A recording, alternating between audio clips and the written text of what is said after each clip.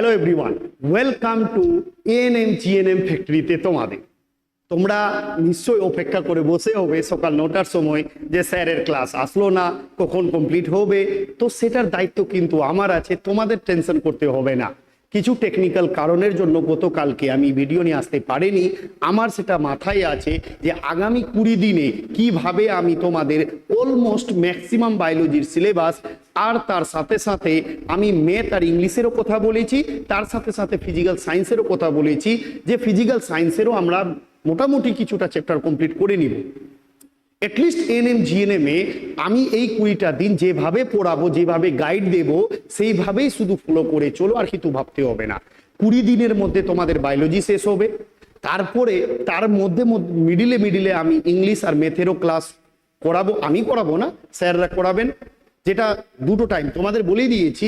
একটা সকাল 9টার সময় 9 AM, যেটা হবে মেনলি লাইফ সায়েন্সের ক্লাস, ঠিক আছে। আর একটা হবে 8 PM বা 7 PM ধরে রাখো। ওটা 2-1 দিনের মধ্যে, দেখো 2-1 দিন শুধু একটু রুটিন একটু ডিস্টার্ব হবে, 2-1 দিনের মধ্যে ঠিক হয়ে যাবে। সেটা ম্যাথ, জিআই, তার সাথে ইংলিশ, তার সাথে আমি যেটা বলেছি সপ্তাহে 1 বা 2 দিন আমি এমসিকিউ সিরিজ নিয়ে আসবো, মেনলি লাইফ সায়েন্সের যে টপিক করিয়েছি বা ফিজিক্যাল সায়েন্সের টপিকগুলোর উপরে, ঠিক আছে। আমি তো এখানে লাইফ সায়েন্সে যা পড়াচ্ছি বা যা পড়াবো সেটার উপরে তো আমি চ্যাপ্টার শেষে এমসিকিউ করে দিব, মোস্ট ইম্পর্টেন্ট এমসিকিউ গুলো। আর তার সাথে আমি সন্ধ্যার সময় যে ক্লাসটা নিয়ে আসবো সেটাও তোমাদের এমসিকিউ ক্লাস থাকবে লাইফ সায়েন্সের উপরে, ফিজিক্যাল সায়েন্সের উপরে। কারণ এত কম সময়ের যদি ফিজিক্যাল সায়েন্সের চ্যাপ্টার ধরে পড়াতে যাই অনেক সময় লেগে যাবে, ঠিক আছে, মানে কমপ্লিট করা পসিবল হবে না। তো সেই জন্য শর্টকাট মেথড ফলো করব আমরা ফিজিক্যাল সায়েন্স আর ম্যাথ, জিআই, ইংলিশের জন্য, ঠিক আছে। কিন্তু লং কাট রুট ফলো করব আমরা লাইফ সায়েন্সের জন্য, ঠিক আছে। তোমরা শুধু আমার সাথে থাকবে, ক্লাসটাকে শেয়ার করবে, লাইক করবে, কমেন্ট করে জানাবে ক্লাস কেমন লাগলো। আর তার সাথে সাথে অবশ্যই যারা যারা এএনএম জিএনএম দিচ্ছ তাদের সকলকে ক্লাসটা শেয়ার করিও, এটাই রিকোয়েস্ট তোমাদের কাছে। আর দ্বিতীয়ত হচ্ছে যারা এএনএম জিএনএম বাদেও অন্যান্য পরীক্ষার প্রিপারেশন নিচ্ছ, ক্লার্কশিপ, মিসলেনিয়াস বা ধরে নাও পিএসসির পরীক্ষা, তার সাথে পুলিশের পরীক্ষা, এগুলো সবই কিন্তু তুমি এই ক্লাসটার মাধ্যমে তোমার কভার হবে। চলো তাহলে আমরা শুরু করি আজকের টপিক, যে টপিকটাতে আমরা বায়োলজিক্যাল সায়েন্স শুরু করেছিলাম, লাইফ সায়েন্স শুরু করেছিলাম। আমি সেই যে ঘটনা থেকে গল্প শুরু করেছি যে লাইফ সায়েন্সের জীবন সৃষ্টির ইতিহাসে প্রথমে যখন জীবন সৃষ্টি হয়, প্রথম যে জীবনটা তৈরি হয়েছিল তার মধ্যে আমাদের চোখের সামনে যে 3 রকমের জীব আছে, আমাদের চোখের সামনে মেনলি 2টো জীব, উদ্ভিদ আর প্রাণী। আর 3rd নম্বর যেটা জীবের সাথেই আমাকে জীবেই কনসিডার করতে হবে, সেটা হচ্ছে ব্যাকটেরিয়া। যে ব্যাকটেরিয়ার মধ্যে আমরা প্রোক্যারিওটিক কোষ দেখতে পাবো, আর তার সাথে সাথে আমরা উদ্ভিদ প্রাণীর মধ্যে ইউক্যারিওটিক কোষ দেখতে পাবো। আমরা লাস্ট ক্লাসে জানতে পেরেছিলাম যে এই পৃথিবী সৃষ্টির ইতিহাসে পৃথিবী যখন তৈরি হয়েছিল তার কিছু দিন পর, কিছু বছর, লক্ষ বছর পর প্রথম যে কোষটা তৈরি হয়েছিল প্রোক্যারিওটিক কোষ। আর সেই প্রোক্যারিওটিক কোষ থেকে কিভাবে ইউক্যারিওটিক আপডেটেড হলো, ইউক্যারিওটিক কোষ থেকে সমস্ত উদ্ভিদ প্রাণী কিভাবে তৈরি হলো, আর এই উদ্ভিদ প্রাণী বেঁচে থাকার জন্য যে সিস্টেমগুলো, সেগুলো আমরা কালকের ক্লাসে জেনেছিলাম। আজকে আমরা পরবর্তী জিনিসগুলো জানার চেষ্টা করব। জাস্ট শুরু থেকে শেষ অবধি ক্লাসে তোমরা থাকো, ঠিক আছে। তোমাদেরকে জাস্ট কনসেন্ট্রেশন দিয়ে ক্লাসটা করতে হবে, আর ফুল ফোকাস আমার দিকে থাকতে হবে, মাথায় গাঁথানোর কাজ হচ্ছে আমার, ঠিক আছে। তো প্রথমে যদি আমরা একটা জিনিস দেখি যে এই কোষের মধ্যে জীবনের সৃষ্টির, জীবনের ইউনিট বা একক হচ্ছে কোষ। যে কোষকে আমরা মেনলি 2টো ভাগে, 3টে ভাগ হয় কিন্তু 2টো ভাগ নিয়ে আমাদেরকে এগোতে হবে। একটা হচ্ছে প্রোক্যারিওটিক কোষ এখন অবধি যেটা আমরা আবিষ্কার করতে হবে, দেখো আবিষ্কার করে যাব, ঠিক আছে। কোনো ইললজিক্যাল ব্যাপার না যে একটা চ্যাপ্টারের পর আমি হুট করে পরিপাকে আছি, হুট করে আমি রেচনে চলে গেলাম, হুট করে আমি প্লান্ট মরফোলজি পড়াচ্ছি, হুট করে সালোকসংশ্লেষ পড়াচ্ছি, না, একদম ক্রোনোলজিক্যাল এগোবো। একদম প্রত্যেকটার সাথে প্রত্যেকটার যে ইন্টার লিঙ্ক আছে সেই লিঙ্কটাকে বুঝিয়ে আমি চ্যাপ্টারগুলো কমপ্লিট করাবো, ঠিক আছে। চলো তাহলে আমরা প্রথমে যে জিনিসটা জেনেছিলাম যে কোষ হচ্ছে 2 টাইপের, প্রোক্যারিওটিক আর ইউক্যারিওটিক কোষ। ইউক্যারিওটিক কোষ মূলত 3 টাইপের হয়, ঠিক আছে। একটা হচ্ছে মেসোক্যারিওটিক কোষ। কিন্তু মেসোক্যারিওটিক কোষ নিয়ে আমাদের কোনো মাথা ব্যথা না, আমরা এটা নিয়ে কোনো আলোচনা করব না। আমরা মেনলি পড়ব প্রোক্যারিওটিক কোষ আর ইউক্যারিওটিক কোষ, তাই তো? এই দুটো জিনিস পড়বো। ছোটবেলা থেকে তোমরা কোষ পড়ে এসছো, ছোটবেলা থেকেই তোমরা জানো প্রোক্যারিওটিক কোষ কি, ইউক্যারিওটিক কোষ কি, কিন্তু আদৌ জানো না এই দুটোর মধ্যে কি ডিফারেন্স, বা এই দুটো কোথা থেকে এসে এই দুটোর মধ্যে কি অ্যাকচুয়ালিতে ঘটনা ঘটছে জানোই না। কোথায় গোলগি বডি, কোথায় নিউক্লিয়াস, কোথায় এন্ডোপ্লাজমিক রেটিকুলাম, কোথায় রাইবোজোম, কোথায় লাইসোজোম, কোনটাতে আছে কোনটাতে নেই কিছুই জানি না। তো আমরা মেনলি কি দেখেছিলাম এই কোষের মধ্যেই আমরা কি দেখেছি, দুটো ভাগ মেনলি প্রোক্যারিওটিক ইউক্যারিওটিক। যে প্রোক্যারিওটিক কোষ আমরা ব্যাকটেরিয়ার মধ্যে মূলত দেখতে পাবো, আর তার সাথে সাথে কিছু ভাইরাসেও দেখতে পাবো। আর ইউক্যারিওটিক কোষে আমরা দুটো জায়গায় ইউক্যারিওটিক কোষ দেখতে পাবো, একটা হচ্ছে উদ্ভিদ আর একটা হচ্ছে প্রাণী, তাই তো? একটা হচ্ছে উদ্ভিদ আর একটা হচ্ছে প্রাণী। তো প্রথমে আমরা প্রোক্যারিওটিক আর ইউক্যারিওটিক কোষের ব্যাপারে জানবো পার্থক্যের মাধ্যমে। দুটো কোষকে আমরা পার্থক্যর মাধ্যমে জানার চেষ্টা করব যে অ্যাকচুয়ালিতে এই দুটো জিনিসটা কি। তারপরে আমরা ঢুকবো কোথায়, ইউক্যারিওটিক কোষের উদ্ভিদ আর প্রাণীর ক্ষেত্রে। পুরো গল্পটা কাহিনীর মতো শোনাবো, ঠিক আছে? একদম শুনে যাও শুধু, ঠিক আছে? 1 মিনিট দাঁড়াও, ঠিক আছে? চলো এবার তাহলে আমরা আসি প্রথমে যে জায়গাটা, সেটা হচ্ছে প্রোক্যারিওটিক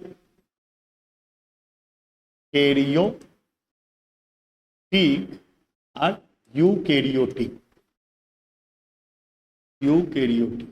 ঠিক আছে? আমি কালকের ক্লাসে বলেই দিয়েছিলাম যে প্রোক্যারিওটিক, প্রো মানে হচ্ছে আদি বা সুগঠিত নয়। কি সুগঠিত নয়? ক্যারিও মানে নিউক্লিয়াস, সুগঠিত নয় মানে নিউক্লিয়াস নেই বললেই চলে। প্রোক্যারিওটিক কোষের ক্ষেত্রে নিউক্লিয়াস নেই বললেই চলে। কিন্তু আমরা জানি, যদি ধরে নাও সাপোজ আমার শরীর বললেছি, আমার শরীর কি নিয়ে গঠিত, আমার শরীর যেভাবে বলেছিলাম যে একটা বাড়ি একটা ইটের পর একটা ইট, একটা ইটের পর একটা ইট, একটা ইটের পর একটা ইট সজ্জিত হয়ে কিন্তু বাড়ি তৈরি হয়েছে। তো সেই জন্য বাড়ির ইউনিট হচ্ছে একটা কোষ, বাড়ির ইউনিট হচ্ছে একটা ইট। ঠিক সেইভাবে আমাদের শরীর বিভিন্ন কোষ দ্বারা গঠিত, সেই জন্য আমাদের শরীরের ইউনিট বা আমাদের জীবজগতের ইউনিট হচ্ছে কোষ, ঠিক আছে? তো এখানে আমি কি বললাম, তো ঠিক সেইভাবে প্রোক্যারিওটিক কোষের আমাদেরকে কি জানতে হবে, এই যে প্রোক্যারিওটিক কোষ মানে তার নিউক্লিয়াস সুগঠিত নয়, ঠিক আছে? কিন্তু এই প্রোক্যারিওটিক আর ইউক্যারিওটিকের ক্ষেত্রে একটা প্রথম কমন জিনিস হচ্ছে, যেভাবে বলেছিলাম যে একটা মানুষ বেঁচে থাকতে পারে না উইদাউট ব্রেন। যদি ব্রেন ডেড হয়ে যায় তোমার গল্প শেষ, ঠিকই না? ব্রেন দিয়েই তো তুমি চলছো তোমার জীবন। তুমি খাবে না, দাবে না, পড়বে না, ঘুরবে, ফোনে কথা বলবে না, ঘুরতে যাবে, কি করবে, সব কিছুই তো তোমার ব্রেন ডিসাইড করছে। ব্রেন না থাকলে তোমার কিছুই নেই, তুমি শেষ। ঠিক সেইভাবে একটা কোষের মধ্যে নিউক্লিয়াস হচ্ছে সবচেয়ে ইম্পর্টেন্ট, আর এই নিউক্লিয়াসটা এর মধ্যে নেই। তবে নিউক্লিয়াসের মধ্যে যেটা মূল জিনিস, যেমন একটা কথা বলি, আমার শরীর কোষ দিয়ে তৈরি, তো কোষটাকে যদি আমি বের করে দেখি আণুবীক্ষণিক যন্ত্র দিয়ে, তাহলে দেখবো কোষের মধ্যে নিউক্লিয়াস আছে, নিউক্লিয়াসের ভেতরে ডিএনএ আছে, আর যে ডিএনএ তোমার পুরো শরীরকে নির্ধারণ করছে, ঠিক আছে? তো দুটোই জায়গায় একটা জিনিস কমন, যে প্রথমে দেখো এই দুটো জিনিসকে আমরা একটা পার্থক্যের মাধ্যমে, একটা ছবির মাধ্যমে বোঝার চেষ্টা করব, ঠিক আছে? একটা ছবির মাধ্যমে আমরা বোঝার চেষ্টা করব। শুধু দেখো তোমরা ভুলে যাও যে প্রোক্যারিওটিক আর ইউক্যারিওটিকের ডিফারেন্স বুঝছো। তোমরা জাস্ট একটা ছোট্ট গল্প শোনাচ্ছি, সেই গল্পের মাধ্যমে আমি দুটোর পার্থক্য তোমাদের মাথায় গাঁথিয়ে দিব। ভুলে যাও যে তোমরা পার্থক্য বুঝো, পড়তে এসো, তোমরা গল্প শোনো, ঠিক আছে? ধরে নাও সাপোজ একটা গল্প শোনাচ্ছি যে একজনের নাম আছে রামবাবু। রামবাবুর একটা গল্প আমি শোনাচ্ছি তোমাদের। রামবাবু কি করেছে, রামবাবু পড়াশোনা করতো, পড়াশোনা করে বেচারা চাকরি পেল না। রামবাবুর কাহিনীটা শোনো। রামবাবু চাকরি পেল না, এবার রাম কি করলো, যে রাম প্রথমে চাকরি যখন পেল না, ও নিজের বাবাকে বলল যে বাবা আমাকে একটা বিজনেস করে দাও। তো বলে কি বিজনেস করবো? আরে কিছু একটা মিল টিল আমার বানিয়ে দাও। বলে কিসের মিল করবে? আরে মিলে তো বেশি খরচ হবে না, আমি সেইভাবে একটা মিল বানিয়ে নিচ্ছি, মিলে আমি একটা তেলের মিল খুলে দিচ্ছি। বলে ঠিক আছে, কিছু টাকা রামবাবুকে দেওয়া হলো। রামবাবু কি করলো, একটা ঘরকে ভাড়া নিল, একটা রুম ভাড়া নিল। ঠিক আছে, রুম ভাড়া নিয়ে ধরে নাও এখানে রাম আছে, এই রামবাবু কি করছে, এই ঘরটা ভাড়া নিয়েছে, এখানে বেচারা বসছে। রামবাবু কিছু টাকা নিয়ে জাস্ট বিজনেসটা শুরু করেছে। রামবাবুর কাছে সেরকম কোনো টাকা নেই। ঠিক আছে, কোন রকম করে একটা ঘর ভাড়া নিয়েছে, ঘরের মধ্যে বেচারা নিজের অত টাকাও নেই যে নিজের পার্সোনাল চেম্বার বা পার্সোনাল অফিস বানাবে। জাস্ট একটা জায়গায় ও বসে থাকে, আর মোটামুটি 5-6টা স্টাফ রেখেছে যেখানে ও মিলের কাজ করাবে। এবার রামবাবু যখন এখানে এই ঘরটা ভাড়া নিল, এখানে মিলটা সেট আপ করবে। গল্পটা শোনো শুধু, ঠিক আছে, ইন্টারেস্টিং গল্প। এই গল্পের মাধ্যমে দুটোর পার্থক্য তোমাদের মাথায় গেঁথে যাবে।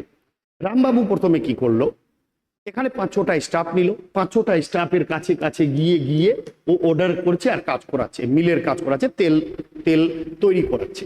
ঠিক আছে, খুব ভালো কথা।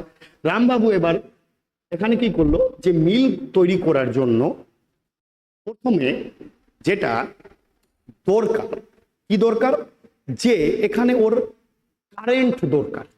ঠিক আছে, একটা মিল চালানোর জন্য কারেন্ট দরকার। তো কারেন্ট বেচারা নিজের পার্সোনাল কোনো কারেন্ট নেই, বাইরে থেকে কারেন্ট নিচ্ছে। ঠিক আছে, মানে পার্সোনাল কারেন্ট নেই, কারেন্টের ব্যবস্থা, মিল চালানোর জন্য কারেন্ট লাগবে, কারেন্ট ঠিকঠাক নেই। এখানে এই কর্মচারীরা কাজ করছে, এখানে হচ্ছে কারেন্ট নেই। ঠিক আছে, ভালো করে বুঝলো, বেচারা কোনো রকম করে কষ্ট করে সেট আপ করে করেছে, এখানে কারেন্টের ব্যবস্থা নেই, কারেন্ট বেচারা চুরি করে নিয়ে করছে।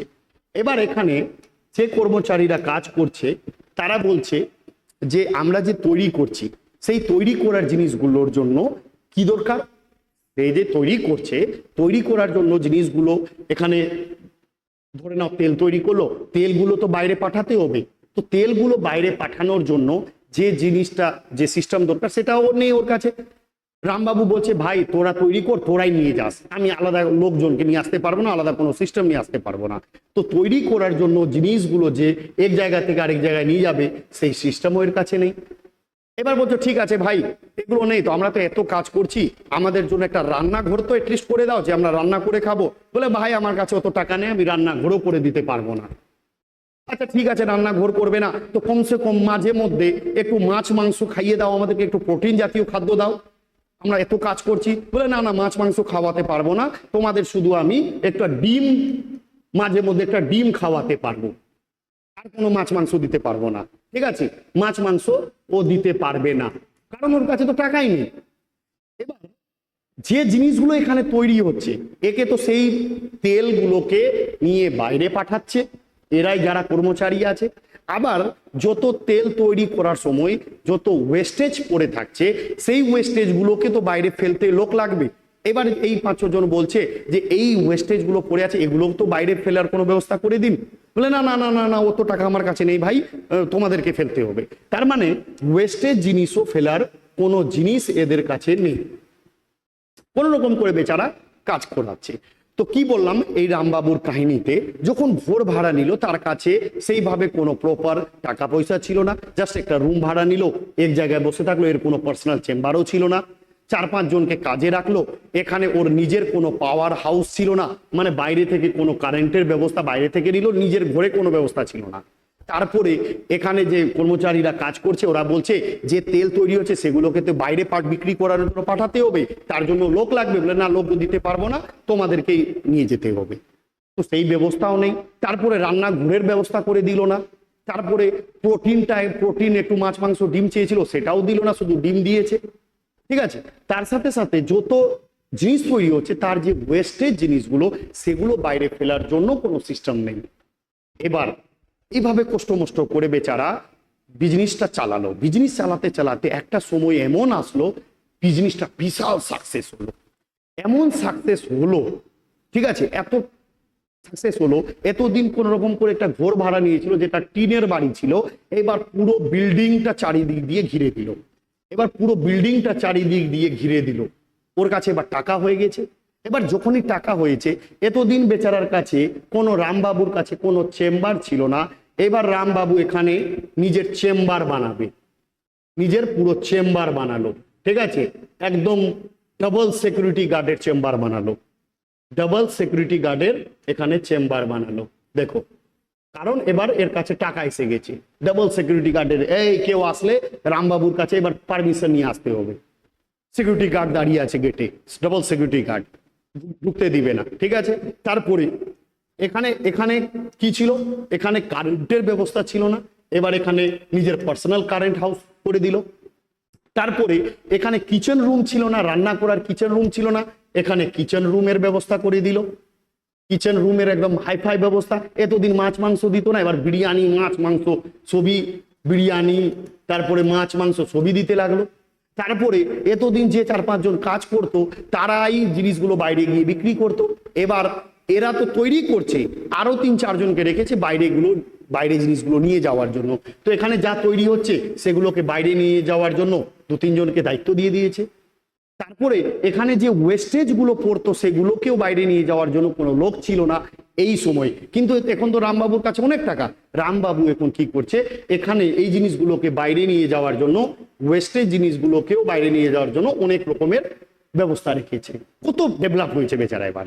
তো এইখানে কাহিনীটা শোনো, শুধু কাহিনীটা আশা করি বুঝতে পেরে গেছো যে রামবাবু প্রথমে বিজনেস করলো, ওর কোনো চেম্বার ছিল না, কোনো ইলেকট্রিক কারেন্ট পার্সোনাল ব্যবস্থা ছিল না, ওখানে কোনো রকম করে রান্না মানে কাজ করাতো, সেই কাজের জিনিসগুলোই ওদেরকে দিয়ে বাইরে নিয়ে যেতে হতো, ওয়েস্টেজ জিনিসগুলোকেও বাইরে ফেলার কোনো লোক ছিল না। তার সাথে সাথে এখানে কিচেন রুম ছিল না, শুধু ডিমের একটু ব্যবস্থা ছিল। এখানে অনেক কিছু আপডেটের হলো, কারেন্ট লাগিয়ে নিল, নিজের পার্সোনাল চেম্বার করে দিল, বাইরে জিনিসগুলো নিয়ে যাওয়ার জন্য অন্যান্য লোককে রাখলো, কিচেন রুম রাখলো, মাছ মাংস ডিম বিরিয়ানি দিতে লাগলো, তার সাথে সাথে ওয়েস্টেজ জিনিসগুলোকে বাইরে ফেলার জন্য একটা ব্যবস্থা করে দিল। তো এবার এখানে রিলেট করো জিনিসটাকে, দেখো এবার রিলেট করো জিনিসটাকে। এখানে এই যে রামবাবু ছিল, রামবাবু মানে এইটা প্রোক্যারিওটিক কোষের, এটা হচ্ছে ডিএনএ। ডিএনএ হচ্ছে বোস, ডিএনএ আমাদের শরীরে ডিএনএ বোস, ডিএনএ সব কিছু করে। যেভাবে রামবাবু হচ্ছে বোস, সেভাবে ডিএনএ হচ্ছে বোস, ঠিক আছে। ডিএনএ বোস, ডিএনএর পার্সোনাল চেম্বার ছিল না, ডিএনএর কোনো পার্সোনাল চেম্বার ছিল না, মানে পার্সোনাল কোনো চেম্বার ছিল না মানে কি, নিউক্লিয়াস ছিল না। পরবর্তীকালে এখানে ডিএনএর ডাবল সিকিউরিটি গার্ড মানে দ্বিপর্দা বেষ্টিত ডিএনএর কি হলো, নিউক্লিয়াস হলো। দেখো এখানে নিউক্লিয়াস ছিল না, এখানে নিউক্লিয়াস আসলো।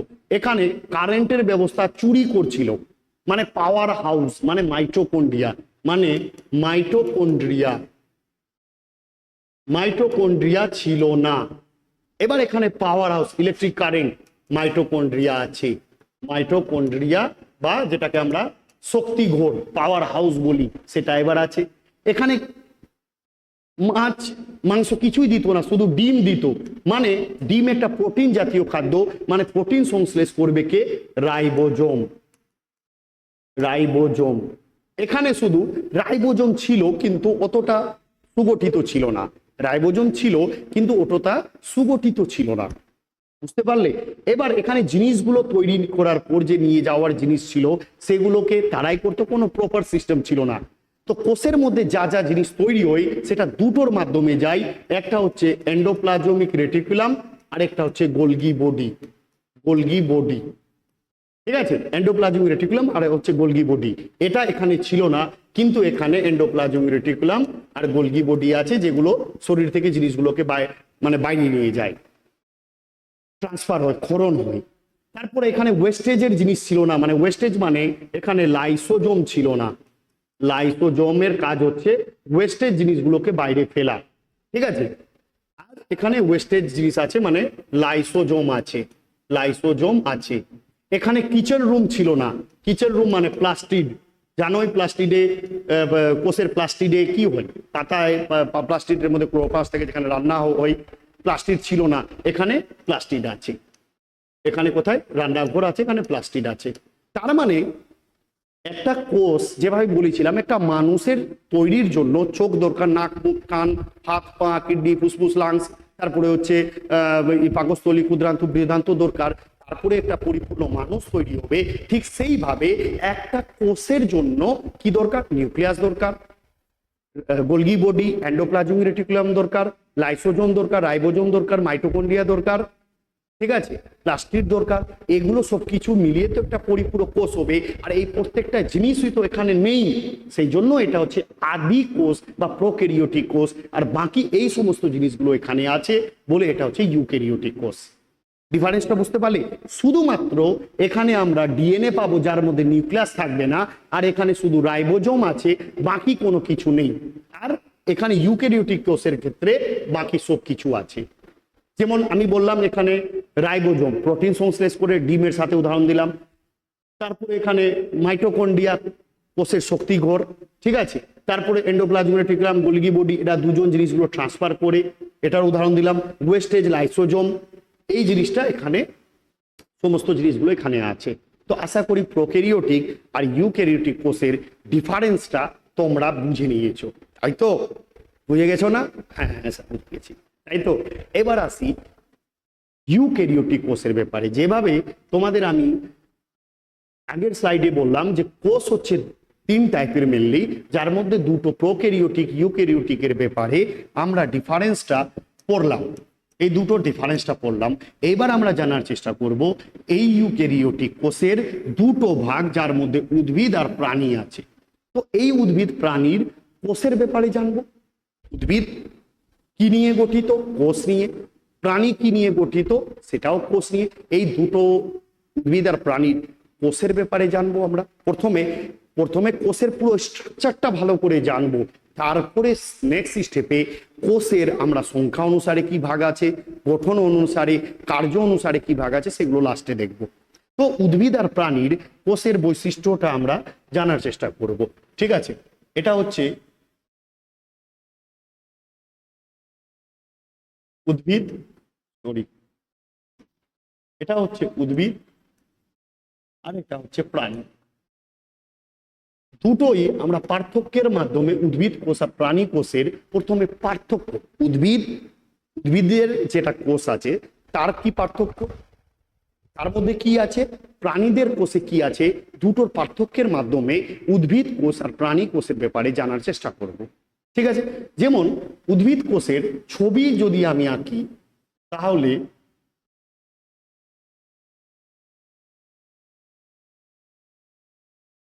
এভাবে ছবি উদ্ভিদ কোষের আমি একটা গাছ আছে, ঠিক আছে। গাছ কি নিয়ে গঠিত বলেছি? কোষ নিয়ে গঠিত। তো গাছের একটা অংশকে কাটলাম, আণুবীক্ষণিক যন্ত্র দিয়ে দেখলাম, সেখান থেকে একটা কোষ বের করলাম, আর এসে আমি নিজের বোর্ডের কাছে রেখে দিলাম। এটা হচ্ছে উদ্ভিদ কোষ। এবার প্রাণী কোষের ক্ষেত্রে আমরা প্রাণী কোষের নর্মাল একটা ছবি এঁকে দিলাম। প্রাণী কোষ কোথায় পেলাম? আমার শরীর থেকে বের করলাম, আণুবীক্ষণিক যন্ত্র দিয়ে দেখলাম, একটা কোষকে, লক্ষ লক্ষ কোষ আছে, তার মধ্যে একটা কোষকে এখানে রেখে দিলাম। তো একটা গাছের কোষ, একটা আমার কোষ, দুটো কোষ পেয়ে গেছি। এবার বুঝে গেছি একটা উদ্ভিদ কোষ, একটা প্রাণী কোষ। এবার এই দুটো কোষের মধ্যে আমরা বিভিন্ন স্ট্রাকচার দেখব, যার মধ্যে থেকে আমরা খোঁজার চেষ্টা করব যে এদের পার্থক্যটা কি। প্রথমে আমরা পার্থক্যটা বুঝবো, পার্থক্যটাকে আলাদা করব, তারপরে কমন জিনিসগুলো নিয়ে আলোচনা করব, ঠিক আছে। দেখো, প্রথমে আমরা প্রোক্যারিওটিক আর ইউক্যারিওটিক কোষের মধ্যে ডিফারেন্সটা বুঝলাম। এবার ইউক্যারিওটিক কোষের মধ্যে দুটো ভাগ, একটা হচ্ছে উদ্ভিদ, একটা প্রাণী। উদ্ভিদ আর প্রাণী কোষের মধ্যে কি ডিফারেন্স সেটা বুঝে নিলে আমরা প্রাণী তারপরে বাকি অংশগুলো আমরা ইজিলি বুঝতে পেরে যাব। উদ্ভিদ কোষের প্রথমে যে জিনিসটা আমরা পাবো, উদ্ভিদ কোষের সবচেয়ে বাইরে এইভাবে একটা লেয়ার আছে, সবচেয়ে বাইরে এইভাবে একটা লেয়ার আছে, ঠিক আছে। উদ্ভিদ কোষে এইভাবে সবচেয়ে বাইরে একটা লেয়ার আছে, ঠিক আছে।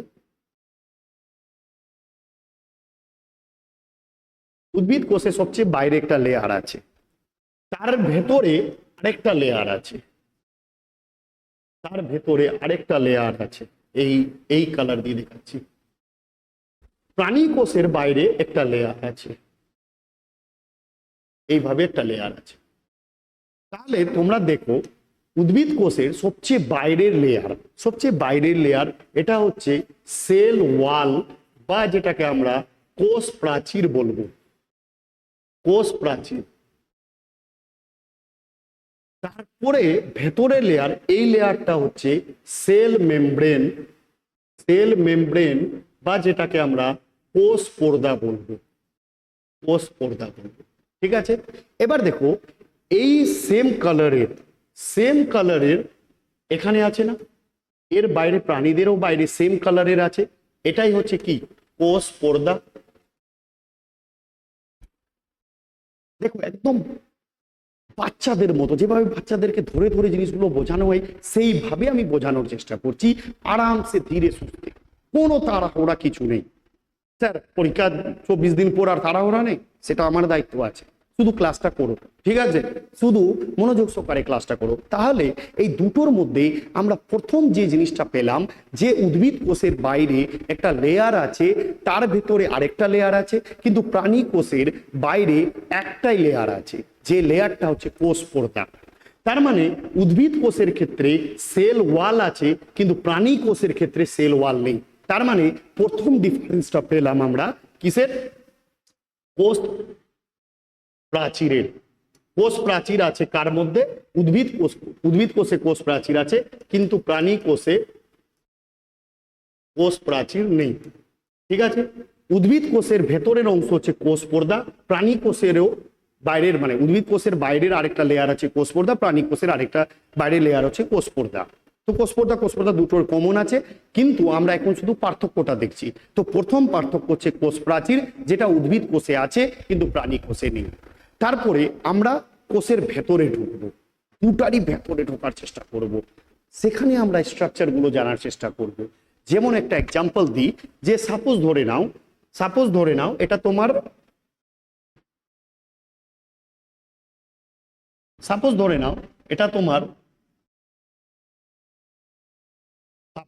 দেখো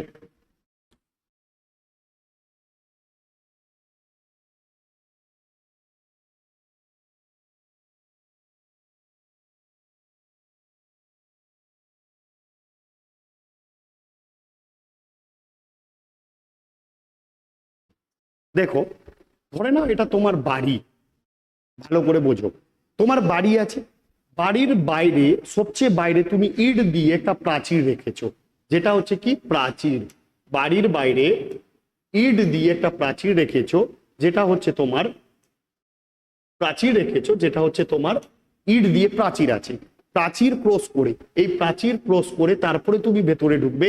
তারপরে তোমার এই যে পুরো বাড়ির আঙিনা বা বাড়িটা ঢুকতে আরেকটা রাস্তা ক্রস করতে হচ্ছে, এটা হচ্ছে কি, ধরে নাও একটা গ্রিল আছে, এটা গ্রিল ক্রস করে তারপরে তুমি নিজের বাড়ির মধ্যে ঢুকবে। তারপরে বাড়ির মধ্যে রুমের ভেতরে ঢুকে তুমি দেখবে কোথায় তোমার বেডরুম আছে, কোথায় কিচেন রুম আছে, কোথায় বাথরুম আছে, কোথায় তোমার ডাইনিং স্পেস আছে, তাই তো। তো তোমার বাড়িতে ঢোকার জন্য প্রথমে প্রাচীর আছে, তারপরে গ্রিল আছে, তারপরে তুমি নিজের বাড়িতে ঢুকছো। ঠিক সেইভাবে একটা কোষের মধ্যে ঢুকতে গেলে আমরা প্রথমে প্রাচীর দেখলাম, তারপরে আমরা গ্রিল দেখলাম, তারপরে আমরা কোষের ভেতরে ঢুকবো।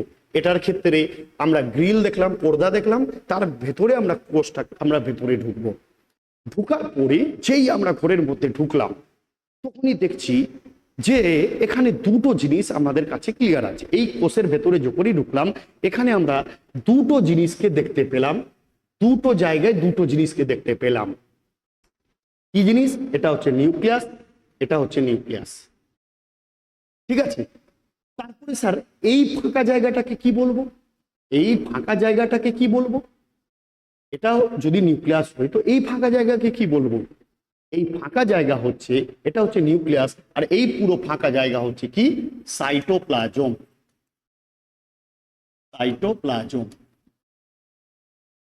ঠিক আছে। যেমন তোমার রুম আছে, আর রুমের যদি সামনে পুরো একটা ডাইনিং স্পেস আছে, ধরে নয় তোমার ফ্ল্যাট আছে 3 BHK ফ্ল্যাট, 3টে রুম আছে আর একটা ডাইনিং স্পেস আছে, তো 3টে রুম আর একটা ডাইনিং স্পেস। ঠিক সেইভাবে এই যে পুরো স্পেস ফাঁকাটা আছে, এটাকে বলবো সাইটোপ্লাজম, আর এটাকে বলবো আমরা নিউক্লিয়াস, ঠিক আছে। এটাকে বলবো নিউক্লিয়াস, এটাকে নিউক্লিয়াস, আর এই যে ফাঁকা জায়গা এটা হচ্ছে সাইটোপ্লাজম। তার মানে ভালো করে শুনবে কি বলছি, যে কোষের ভেতরে যখন প্রবেশ করলাম দুটো অংশ আমরা পেলাম, নিউক্লিয়াস আর সাইটোপ্লাজম। এবার যদি আমি বলি যে স্যার তাহলে প্রোটোপ্লাজম কি? প্রোটোপ্লাজম হচ্ছে এই যে নিউক্লিয়াস আর সাইটোপ্লাজমকে একসাথে আমি বলবো প্রোটোপ্লাজম। এই নিউক্লিয়াস আর এই যে সাইটোপ্লাজম ফাঁকা জায়গা, পুরোটাকে বলবো আমি কি বলবো? পুরোটাকে প্রোটোপ্লাজম। তার মানে এখানে আমি বলতে পারি না যে nucleus plus cytoplasm equal to protoplasm বলতে পারি কিনা? যদি তোমাকে বলি নিউক্লিয়াস কই, তুমি বলবে এটা। যদি বলি সাইটোপ্লাজম কই, তাহলে তুমি বলবে এই যে ফাঁকা জায়গাটা, এই ফাঁকা জায়গাটা হচ্ছে সাইটোপ্লাজম। যদি বলি প্রোটোপ্লাজম, তাহলে তুমি বলবে নিউক্লিয়াস আর এই পুরোটা সাইটোপ্লাজম মিলিয়ে হচ্ছে প্রোটোপ্লাজম। তার মানে প্রোটোপ্লাজমের দুটো সন্তান, ঠিক আছে? প্রোটোপ্লাজমের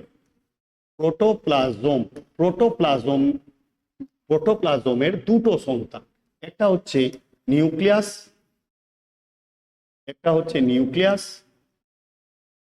আর একটা হচ্ছে সাইটোপ্লাজম।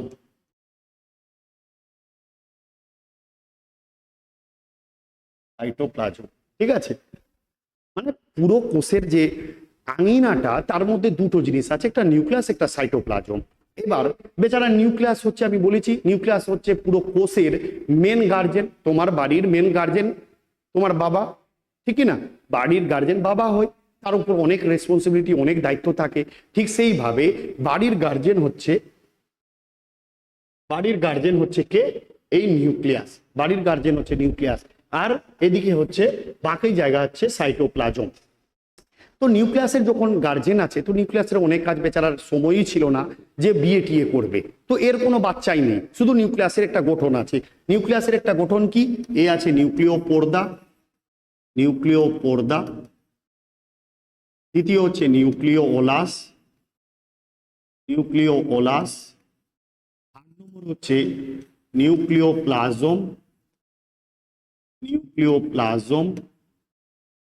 আর ফোর্থ হচ্ছে নিউক্লিওরোস। এই নিয়ে নিউক্লিয়াস গঠিত। নিউক্লিয়াসের আর কেউ নেই, এই চারটা নিয়ে ওর গঠন। কিন্তু সাইটোপ্লাজমের অনেক বাচ্চা কাচ্চা আছে। কে আছে সাইটোপ্লাজমের? আছে এক নম্বর এন্ডোপ্লাজমিক রেটিকুলাম, দ্বিতীয় হচ্ছে গোলগি বডি, থার্ড হচ্ছে রাইবোজোম, ফোর্থ হচ্ছে লাইসোজোম, ফিফথ হচ্ছে মাইটোকন্ড্রিয়া, সিক্সথ হচ্ছে মাইটোকন্ড্রিয়া, তারপর হচ্ছে প্লাস্টিড, 7 নম্বর হচ্ছে বিভিন্ন ভ্যাকিউল বা ফাঁকা জায়গাগুলো। ঠিক আছে? তো সাইটোপ্লাজমের অনেক বাচ্চা। তার মানে কি? তার মানে আমি বলতে চাইছি এখানে নিউক্লিয়াস আছে, নিউক্লিয়াসের বাইরে দ্বিপর্দা বেষ্টিত নিউক্লিয় পর্দা, এখানে আছে নিউক্লিয় ওলাস, তারপরে হচ্ছে নিউক্লিয় রোস, আর এর মধ্যে নিউক্লিয় জালক আছে, ঠিক আছে? এটা নিয়ে নিউক্লিয়াস গঠিত। কিন্তু সাইটোপ্লাজমের বাচ্চার কথা বলেছি, মানে সাইটোপ্লাজমের কোটা বাচ্চা আছে, যে 6 থেকে 7টা অঙ্গাণুর কথা বললাম, সেগুলো বাচ্চা কেন? কারণ সেগুলো সাইটোপ্লাজমে অবস্থান করছে।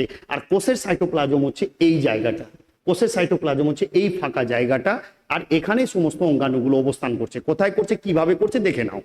যেমন এটা নিউক্লিয়াসের জাস্ট পাশে এইভাবে আছে এন্ডোপ্লাজমিক রেটিকুলাম। দেখো এইভাবে এন্ডোপ্লাজমিক রেটিকুলাম আছে। এর থেকে একটু বড় সাইজে দেখতে সেম, সেটা হচ্ছে গোলগি বডি। ঠিক আছে? এবার এই এন্ডোপ্লাজমিক রেটিকুলামে এর ঘাড়ে এইভাবে করে আছে কে? রাইবোজোম। এইভাবে ছড়িয়ে ছিটিয়ে আছে রাইবোজোম। তো এটা হলো কে? রাইবোজোম। আর এটা হলো কি? Golgi body. এবার দেখো এখানে কি আছে? এখানে আছে লাইসোজোম। ঠিক আছে? আর এখানে আছে কি? মাইটোকন্ড্রিয়া। আর এখানে আছে কি? প্লাস্টিড। এইভাবে করে, সরি এটা তো প্রাণী কোষ আছে, প্লাস্টিড এখানে হবে না, দাঁড়াও।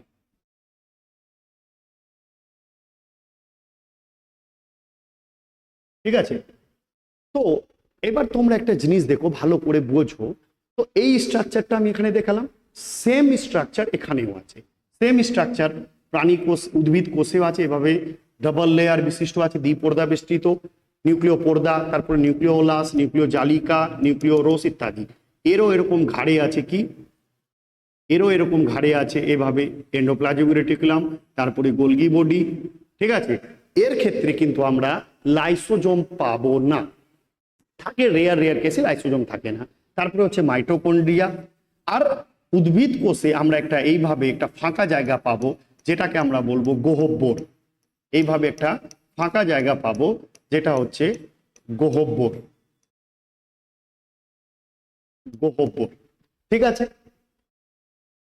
এবার প্রাণী কোষে আরেকটা স্ট্রাকচার এখানে থাকে এই জায়গায়, সেটা হচ্ছে সেন্ট্রোজোম।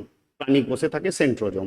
তার মানে আমি যদি ডিফারেন্সটা দেখি, তাহলে উদ্ভিদ কোষ আর প্রাণী কোষের মধ্যে ডিফারেন্স প্রথমে দেখেছিলাম কোষ প্রাচীর। দ্বিতীয় হচ্ছে এর মধ্যে উদ্ভিদ কোষের ক্ষেত্রে যেটা বলেছিলাম, এখানে আছে প্লাস্টিড, তার মানে প্লাস্টিড, প্লাস্টিড এর কাছে আছে। 3 নম্বর এর কাছে গহ্বর আছে। উদ্ভিদ কোষের ক্ষেত্রে গহ্বর আছে, কিন্তু প্রাণী কোষের ক্ষেত্রে গহ্বর নেই। ঠিক আছে, এবার তাহলে প্রাণী কোষ বললো, প্রাণী কোষ ভাবলো, তো এদের দুজনের মধ্যে ডিফারেন্সটা কোন জায়গায়? একটা হচ্ছে কোষ প্রাচীর, উদ্ভিদ কোষে আছে, প্রাণী কোষে নেই। উদ্ভিদ কোষে প্লাস্টিড আছে, যেখান থেকে রান্না তৈরি হয়। যদি আমাদের কাছে ভাই প্রাণী কোষে প্লাস্টিড থাকতো, তো আজকে তুমি আমি আমরা কেউ পড়াশোনা করতাম না, কেউ কোনো কাজই করতাম না। প্লাস্টিড আছে ভাই, নিজের রান্না নিজে তৈরি করব। চাকরির জন্য কেন প্রিপারেশন নিব? আজকে তুমি চাকরির জন্য কেন প্রিপারেশন নিচ্ছ?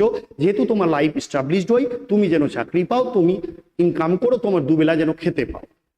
তো তোমার কাছে যদি প্লাস্টিড থাকতো, তো তুমি নিজের রান্না নিজেই করতে, তোমাকে দরকারই পড়তো না চাকরি করার। সেই জন্য প্রাণীদের কাছে প্লাস্টিড নেই, কিন্তু উদ্ভিদের কাছে প্লাস্টিড আছে। উদ্ভিদের কাছে এরকম ফাঁকা জায়গা আছে, যেটাকে আমরা গহ্বর বলবো, কিন্তু প্রাণী কোষে গহ্বর নেই। তো এই 3টা জিনিস এক্সট্রা আছে কার কাছে? উদ্ভিদ কোষে, উদ্ভিদ কোষের কাছে।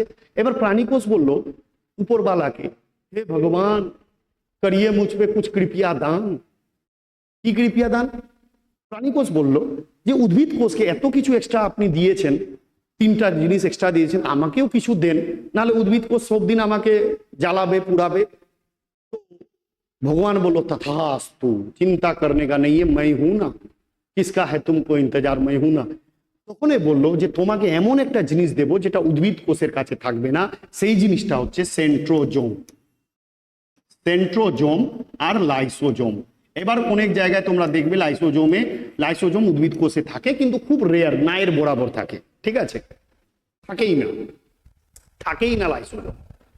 সেন্ট্রোজোম আর লাইসোজোম প্রাণী কোষে আছে, কিন্তু উদ্ভিদ কোষে নেই। তাহলে উদ্ভিদ কোষ প্রাণী কোষের মধ্যে পার্থক্য দেখলাম, আর উদ্ভিদ কোষের বিভিন্ন অঙ্গাণুগুলো দেখলাম। কি দেখলাম আমরা এখন অব্দি? কি দেখলাম আমরা দেখার চেষ্টা করছি উদ্ভিদ কোষ আর প্রাণী কোষ।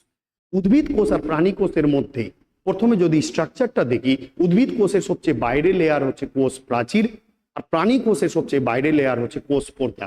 তারপরে আমরা ভেতরে প্রবেশ করলাম। ভেতরে প্রবেশ করে দুটো কোষের ক্ষেত্রে আমরা দেখলাম যে এই পুরো ফাঁকা পুরো জায়গাকে বলবো প্রোটোপ্লাজম, যার মধ্যে এটা হচ্ছে নিউক্লিয়াস আর বাকি হচ্ছে সাইটোপ্লাজম। নিউক্লিয়াস 4টা জিনিস নিয়ে গঠিত: নিউক্লিয় পর্দা, নিউক্লিয় ওলাস, নিউক্লিয় প্লাজম, নিউক্লিয় রস, নিউক্লিয় জালিকা, নিউক্লিয় রস। ঠিক আছে, এবার বাকি সাইটোপ্লাজমের মধ্যে বাকি জিনিসগুলো আছে: endoplasmic reticulum, Golgi body, lysosome, mitochondria, plastid, গহ্বর উদ্ভিদ কোষে আছে। প্রাণী কোষে বাকি সবকিছু আছে, কিন্তু এই 3টে জিনিস নেই, কিন্তু দুটো জিনিস এক্সট্রা আছে: সেন্ট্রোজোম আর লাইসোজোম। এই তো হচ্ছে গঠন, তাই কি না?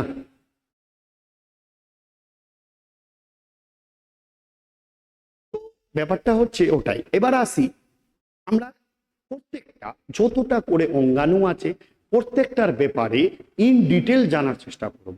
ঠিক আছে, প্রত্যেকটার ব্যাপারে যা যা জানাবো তার বাইরে কোনো কোশ্চেন আসতে পারে না। একদম যা যা বলবো এর মধ্যেই থেকে সব কোশ্চেন আসবে।